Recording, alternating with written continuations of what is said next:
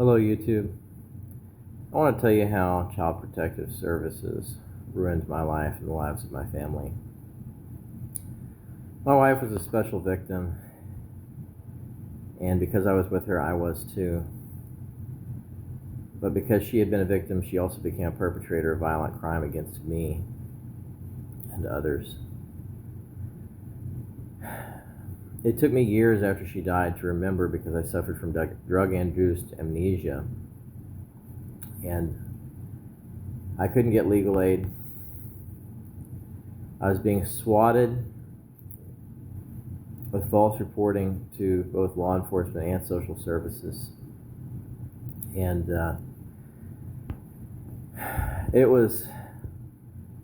we had at least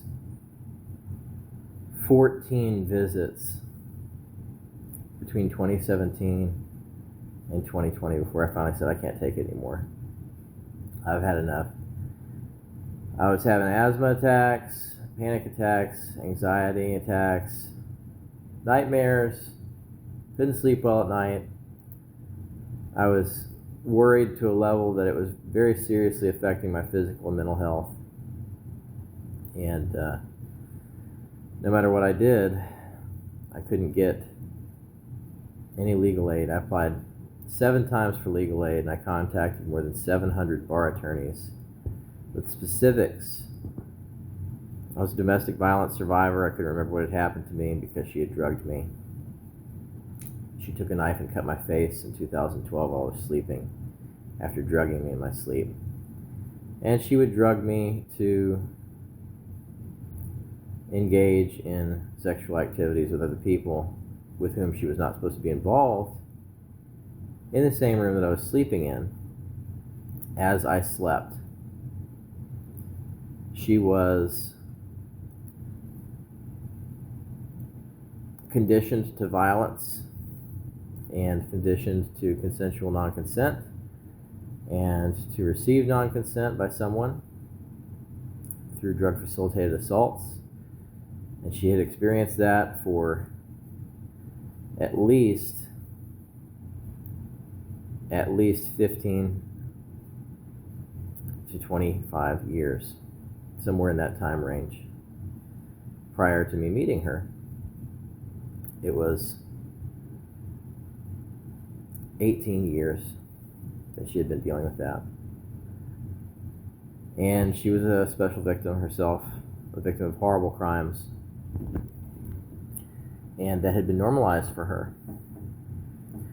Her family had homeschooled her so that they could keep her out of public view and avoid any red flags being thrown up by her abnormal behaviors that were the result of how she had been brought up. She was aggressive in ways that were unnatural for someone of her age prior to meeting me. And they had to change churches and they had to change addresses because of that. She's dead now for nearly 8 years. I couldn't get legal assistance. My home ended up going to foreclosure. She infected me with mono, and I had warts all while I was with her on my hands and my feet. I had to get them cut off surgically and with fire and freezing treatments. I don't get warts anymore. Ever since she died, she was exposing me to a substance that was suppressing my immune function. Ether. And I had no idea that was happening. So I also had to go through withdrawal after she died. I had been non-consensually in contact with drugs. She had drugged me, and it was going on a long-term basis. And she was a sadist and a masochist. To this day, I still haven't been able to get surgical repair for my face. You can clearly see at the top of it that there are 2 cuts. I never got legal assistance.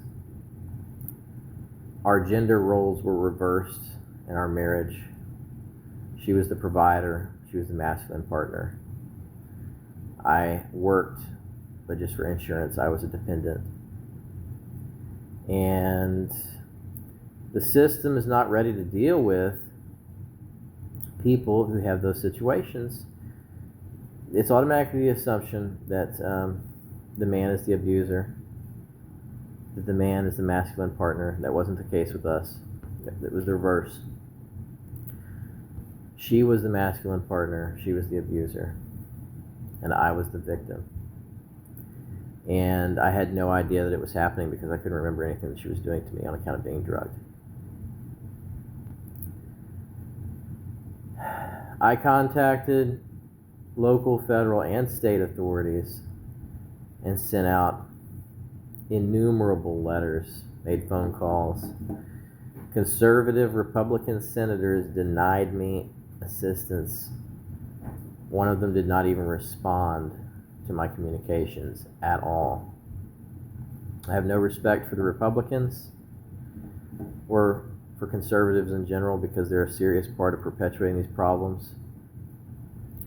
My wife's family was conservative, they were Republican, and they were racist.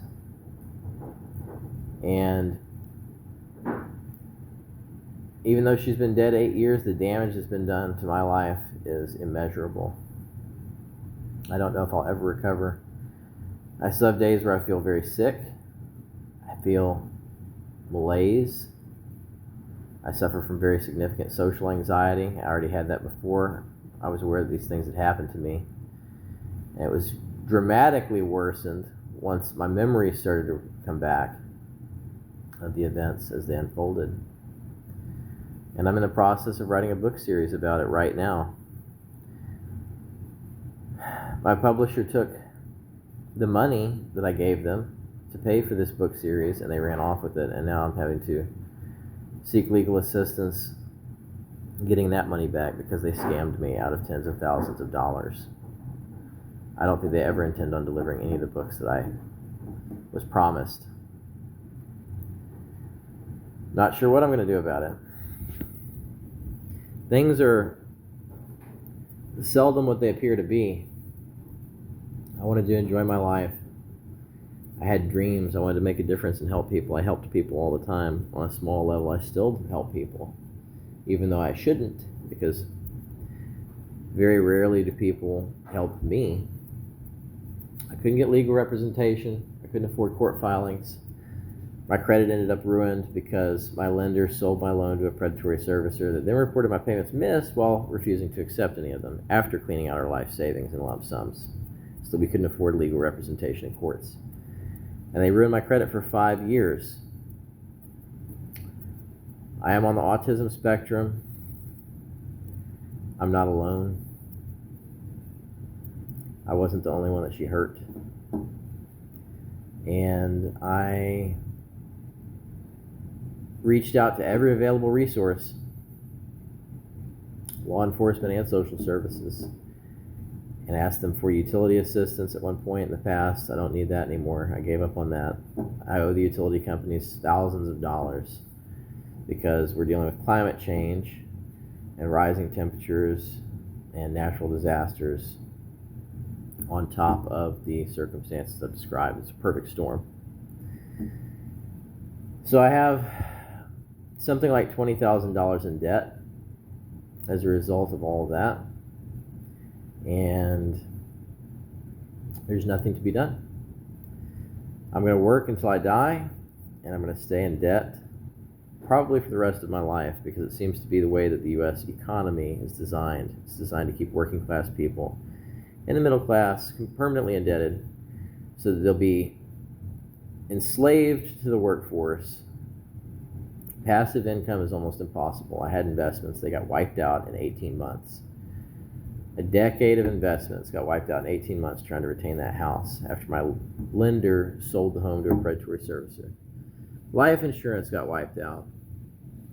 We had very significant mold in our home. The home's gone now. It auctioned in 2022. And I have other housing arrangements. But it didn't have to be this way. The books are meant to raise awareness by telling the story and try to get reforms in place and hopefully garner funding to help myself and others and people beyond my circle that are also in similar situations. Because it seems that the whole of the social welfare system is designed to profit off of the vulnerability of people who are in those situations. They had no interest in helping me to pay my rent. They had no interest in actually knowing what the truth was. The system takes report and then goes out and functions as an attack dog against victims at the behest of perpetrators who are seeking to silence those victims. And that's exactly what happened to me. Since 2017, I've had contact with law enforcement or social services more than 30 times, and I hadn't done anything wrong. I was literally just trying to survive and tell the story. And the persistent stress led to relocation. It led to catastrophic financial losses, total savings loss, total asset loss. I could not deal with constantly being harassed and questioned and having interviews done of me and others. It wiped me out. I have sometimes 2 or 3 days a week now where I feel very sick and I have to lay in bed and I have to rest because of malaise and because of post-traumatic stress disorder and anxiety. And that is their legacy to me. I've been a victim of DARVO, deny, attack, reverse, victim and offender, dozens of times in my life, both by family growing up and then again by people I went to school with, and as an adult when I came forward about what happened to me, what happened to my wife who died as a result of her victimization, and to others. The system doesn't help people. The system doesn't help people. It seeks to take your children, if you have children and you're a victim of these crimes, anything like that, what I've described, you have it. See if you're a victim of domestic violence or sexual assault, or if you get very sick as a result of those situations.